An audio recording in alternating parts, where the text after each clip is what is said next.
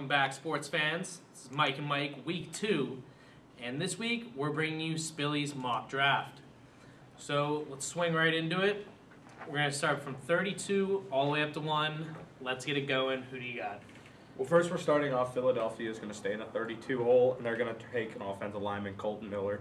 Basic draft there. But I'm also going to look at 31 with New England. I've got them taking this interior lineman, Frank Ragnow from Arkansas. Now, this is a big body kid, moves athletically in the middle, can play center or the guards, and he did not allow a single sack in his 4 years as a starter in Arkansas. So I truly believe that'll be a great step to rebuild that New England offensive line, because eventually Tom Brady's not going to be there, and you're going to have to throw a young gun back there. 30, I've got Isaiah Wynn, another offensive lineman, going over to Minnesota. Just another way to revamp their line. They just got Kirk Cousins, paid a lot of money. You're not trying to hurt him and lose him. Because, it is typical. Like, your top 14, you're going fine. Exactly. You're going back. Exactly. You got to revamp. The offensive line is one of the most important positions. Keep it consistent. Absolutely. They got good skill positions. They got Dalvin Cook. Got a good receiving core. Why not rebuild that offensive line and keep it strong? And then I got another offensive lineman at 29. I've got Will Hernandez, the big guard from UTEP, as a very viable piece over there at 30 or at 29. All right. Next 4.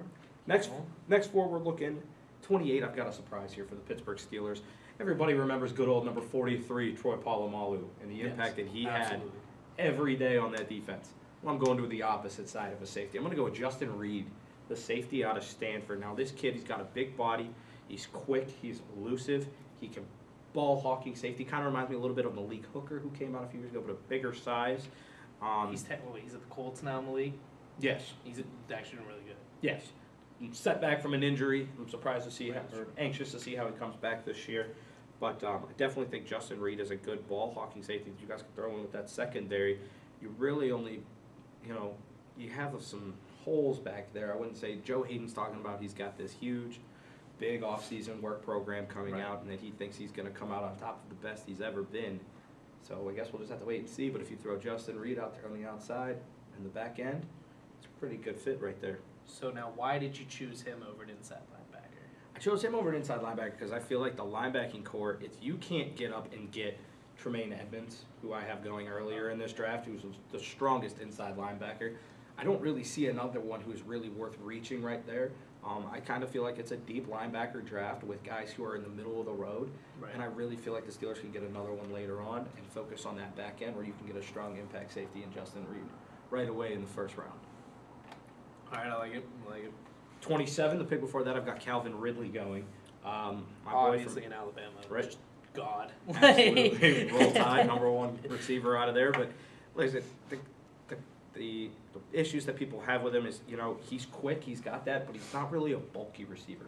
He's kind of like a skinny-looking kind of guy. So he's your perfect college receiver. Exactly. But I feel like if you throw him into the Drew Brees offense in New Orleans, could be a very lethal player out there on the inside to go along with Mike Thomas. They just lost Willie Snead, so you got to try to throw somebody else out in there. Don't have Jimmy Graham anymore. Why not get yourself a big impact rookie receiver? And then Atlanta before that, I've got to take a defensive tackle, Taven Brown from Florida. Another big body, interior defensive lineman, great run stopper, can also put some pressure on the quarterback. Just wreaks havoc. Absolutely, he did. Well, he didn't against Alabama. It's a good thing for us to go ahead and try it out. And Atlanta needs that big defensive interior guy. They gave up a lot of rushing yards last year. You saw it really bad. Later on in the year, they started getting torched by these big-name running backs. So I definitely think that's a good fit. Before that, at Tennessee, I've got Harold Landry. Now, I originally had a different defensive end coming up in this draft, but I really think people are overselling Harold Landry to the point where I think Tennessee's going to reach on it. I think maybe Sam Hubbard from Ohio State was a good pick here, but I really think Landry's going to be the one that they pull the trigger on. Before that, with Carolina, I'm going to say cornerback Jair Alexander. Now, this kid exploded the last month after the Combine, Pro Day. Everybody's talking about him, shooting up draft boards, and I think he's going to be a good impact guy. You think back to those dominant Carolina defenses. They had a strong front and a good secondary. They still have that front, but their secondary is falling off. And I think you get an impact corner, and Alexander, it's a really good play right there for them. 23 is New England again. They had that trade. They're back up now. I definitely think they're going to reach for a tight end here. It's because there's word of Gronk retiring? So- or do you think if Gronk stays, they're going to want someone strong to like rebuild what they had? Here's where I'm at. All right, let's hear it. Gronk's coming back for one more year. But how much longer does he have in the tank? The Right. dude bullies his body. He's injured all the time. If you can go out there and you can get a good tight end to come in here and learn under Gronkowski for a year, and you still got Tom Brady as a quarterback, this guy can come in and be an impact guy for your offense afterwards. And I'm taking Hayden Hurst, tight end from South Carolina. The guy just, bodes athleticism, could still be a run blocker as a second tight end, but Right. I think he's a guy who could potentially be the future at that position for the New England Patriots. 22. Now, there's a lot of speculation about Buffalo trading up, trying to get a quarterback here. Why is my mom calling me? Okay, goodbye. But I've got them sitting back, staying with their 12 and 22 pick. And at 22, I've got them taking Christian Kirk, a wide receiver out of Texas A&M. You really don't have a big-name receiver in Buffalo. Sammy Watkins left and thrived in L.A. last year with the Rams. Yeah. So I think, what do you need? You're bringing in A.J. McCarron now. You don't have Tyrod. What is a young quarterback doing trying to get in on his first time or in his first year as a full-blown starter? You need to get him a weapon out there, and I think Christian Kirk is a great addition to that team. All right. Cincinnati at 21, this was kind of a toss-up, but another one. They can't run. They can't block. They don't have an offensive. Weak up front. Exactly. Is he torn up? How many times you see Andy Dalton on his butt? It's a lot enough. So I think right there they're going to take Billy Price, the center out of Ohio State. This kid has played all kinds of positions on that offensive line. He is shown to be very, very athletic on the offensive line and being able to take care of everything on there. And I truly think you bring his veteran leadership, being a four-year guy at Ohio State, playing all over the place, throw him on that young offensive line in Cincinnati, you got a revitalization right there. So almost like a Joe Thomas almost. You have him Absolutely. saving the line. Absolutely. He's an interior offensive lineman, unlike Thomas playing the tackle, but But they were just great leaders. And that's exactly what I see in Billy Price. If you talk to Urban Meyer, you've heard through the media a lot that he truly loves Billy Price Right. and thinks that Price is going to be an outstanding NFL offensive lineman. Now this one's kind of a shock here at 20 with Detroit.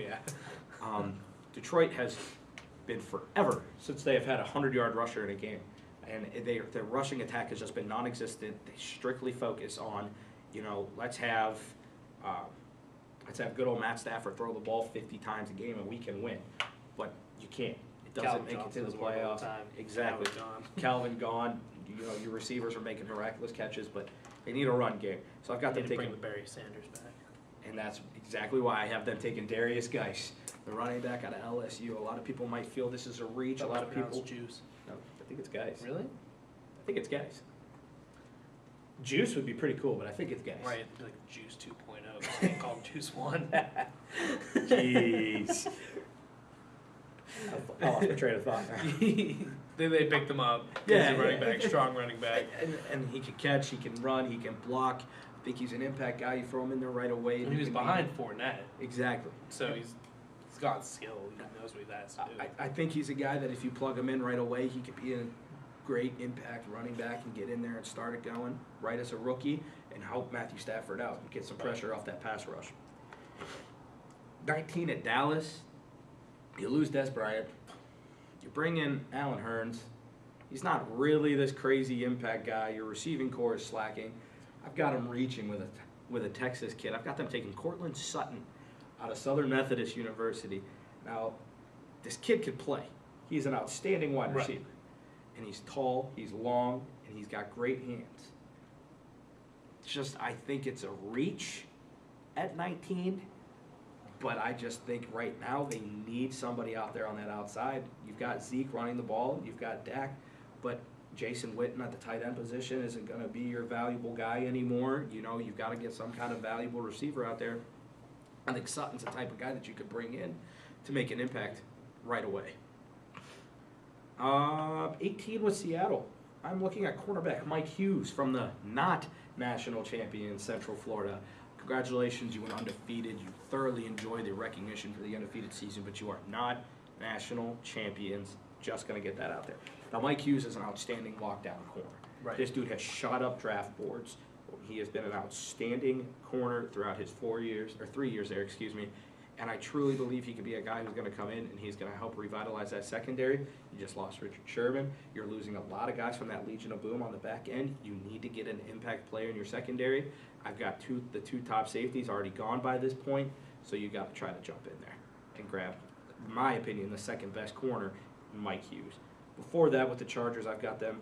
They have had a horrible run defense through the past, and I think they're going to go ahead and try to stop that and bring in De'Aaron Payne. De'Aaron Payne was an absolute shutdown defensive tackle at Alabama. If you watch that national championship game, the impact plays, rushing the quarterback and stopping the run. He's great with his hands. Another huge, big body guy, but he's got the elusiveness and the quickness in him to be that guy who's going to throw you aside and still make the play. And I think that's huge for an AFC West. I mean, it's a great choice.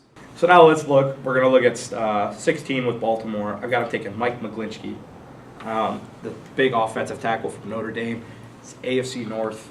You're going to have pass rushers on the outside. We see that in Pittsburgh. The Browns are getting there. You know, you've got Myles Garrett, Emmanuel Ogbah, and they've got a pretty good linebacking core. And you just might take another pass rusher in this draft, but we'll see. And I truly think you need to get yourself a strong offensive lineman in there, and McGlinchey's going to be a good way to protect Joe Flacco on his blind side. Right. This one's a bold one. 15. This is a bold one. Now listen, Arizona has Carson Palmer. Gone. Right. Sam Bradford, terrible. They're drafting Lamar Jackson at 15. Now, I have no idea how he's going to fit in with that offense, but I, for some reason, think that the Cardinals are going to reach. I originally had Calvin Ridley here at 15. Right. I had them going for an impact receiver with you not knowing how long Fitz has got, but I think they're going to get desperate. I do. I think they're going to get desperate at that quarterback position, and they're going to jump in on that and try to get him and, you know, tend to revitalize the offense in Arizona. He won't start right away. I don't think he will. But I think he's a guy that they need to get. If they reach at 15, you're not reaching for a Mason Rudolph. You're not reaching, you know, beyond that. So I think he's the one that would be the stretch play at 15. Now, do you think they're going to let him do what he did in Louisville, where he can, like, run out of the pocket? Or do you think they're going to try to convert him into that pocket passer that Arizona's kind of, you know, known for? I would hope they would allow him to make his plays. When Michael Vick came out, not a lot of people knew how to stop that. And there's been a lot of comparisons of Lamar Jackson to Michael Vick. And I feel like that is a huge comparison to make. And if you throw in that, you're thinking, okay, let him be. You know, be a pass-first guy, but you don't shut down his elusiveness like Carolina has done with Cam Newton. Right. I think that's a huge thing to make sure that you let him allow him to have both sides.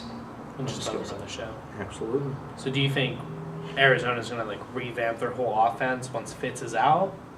Or what are we thinking here? Like, do you think they might try to base it around Lamar Jackson making plays? Or try to keep doing what they're doing? They might try to revitalize it around Lamar Jackson making plays, and I truly think that if they do that, it should be good. Like, it was going to be an impact play, and they're going to try next year or in the later rounds to draft more weapons to put around him. Okay, 14, we've got the Green Bay Packers. Now, I changed this one, too, late, and I've got them going ahead and taking Marcus Davenport, the defensive end, from University of Texas, San Antonio. Nobody really knew who this guy was. He comes out at the Senior Bowl and blows up. He comes out at the Combine and blows up. And I truly think this guy is going to come in here, be an impact pass rusher.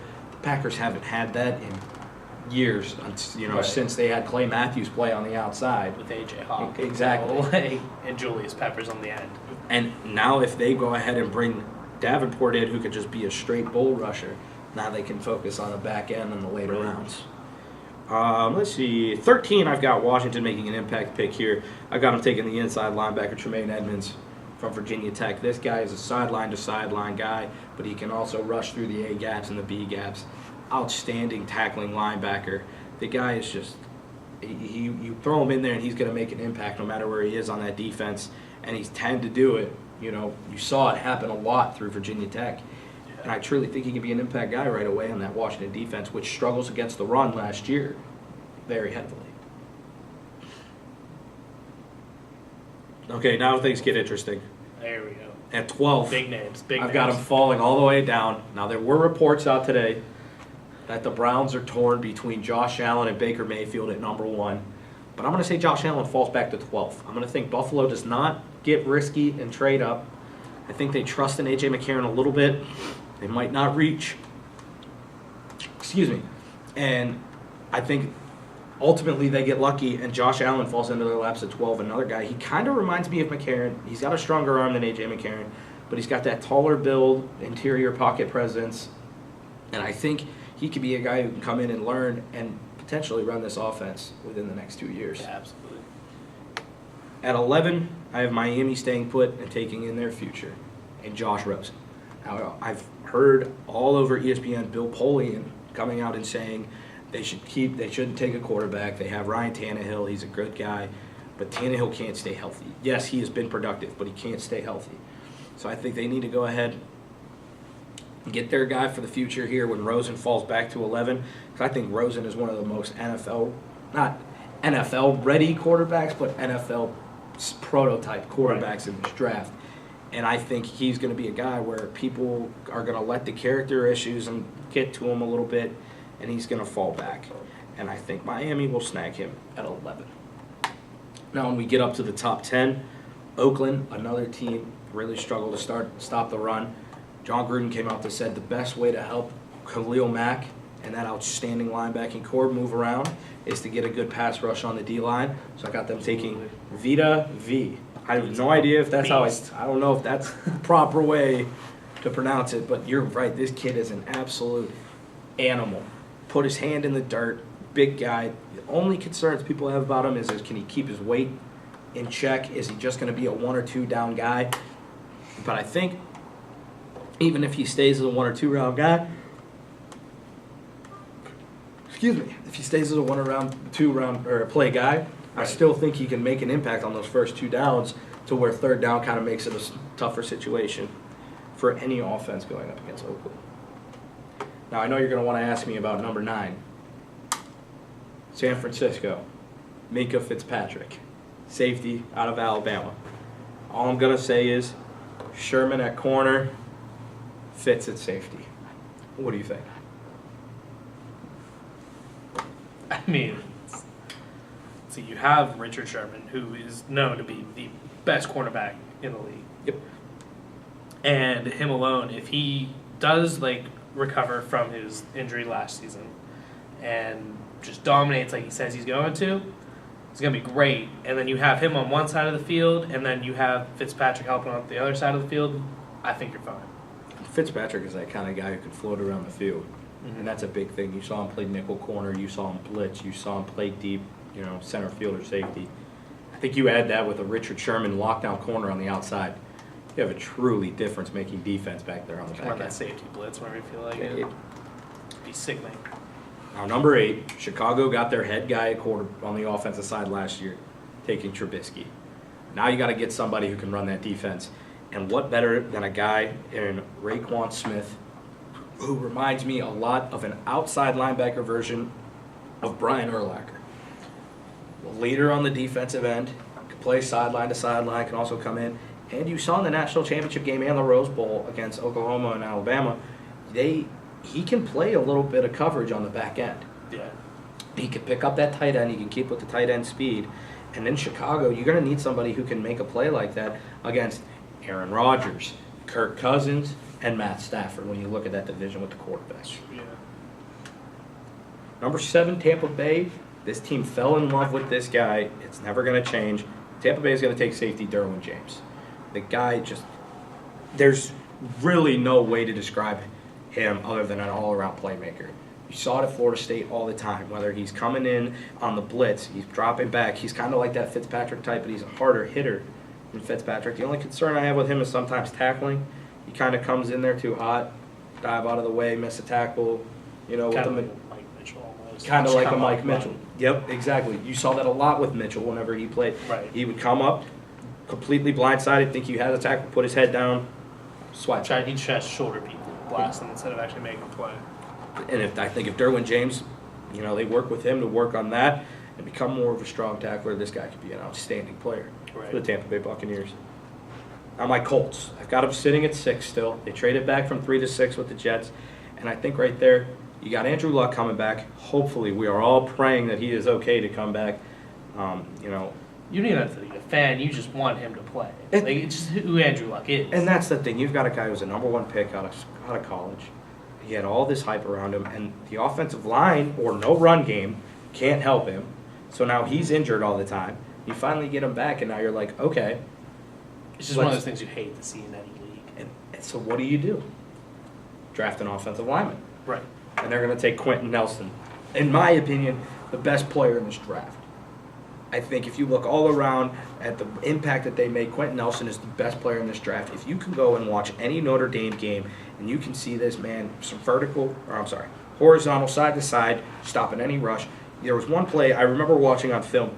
His guy, they split around, so he was the guard, and out of the corner of his eye, he saw a safety blitz, and this man came over, clocked him, gave up a touchdown. The awareness as an offensive lineman is exactly what you need, and if he stays right there, it's game over.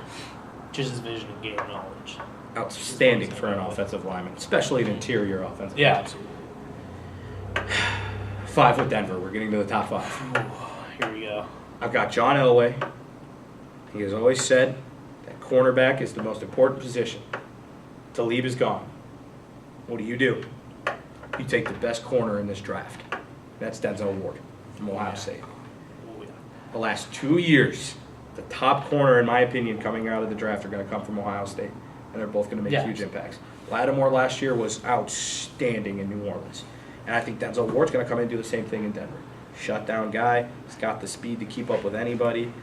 I truly think sometimes he got burned a little bit in college. Right. Like he had those moments where he would double pump, but he's in Denver with a still pretty good coaching staff and a really good secondary. Barely help him out on that. In my opinion, Ohio State just always consistently great secondary. Oh, absolutely. It's honestly they could be Hooker, Lattimore, college Conley. secondary. Yep. Outstanding. Talking about linebacker, we got cornerback. Here's where I'm going to ruffle some feathers. All right. This isn't what I want to happen, but this is what I think is going to happen. We already have Myles Garrett. We already have Emmanuel Ogbah. So why would we take this Bradley Chubb out of North Carolina State? Because watch the film. You watch the film on this guy. He is a dynamite playmaker on that defensive line. You've got a rotation, that's fine. Garrett last year was an impact guy. It took him time to he was out a few games, speed. Right. Yeah. And it took him some time to catch up to the speed of the game. So you have Agba, who's good now. You've got Garrett, who's got a year of experience. Now you bring in Chubb. That's a nasty pass rush in the AFC North. Yeah. That's a nasty pass rush to get up in those quarterbacks of Flacco, Dalton, and Big Ben. And it takes away the edge game. Exactly. Running. The edge game will be garbage. Now, it's not really going to do anything against Le'Veon Bell, who stands in the backfield until he finds a hole, and then all of a sudden is gone for 25 yards, but, it's okay. All right, 3. New York Jets. They traded up with the Colts to jump from 6 to 3, and I think it's to take Baker Mayfield. Now,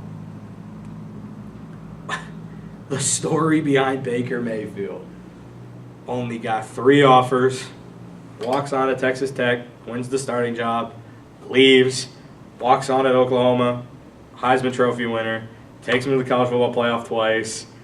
That dude is a winner. That dude is a leader.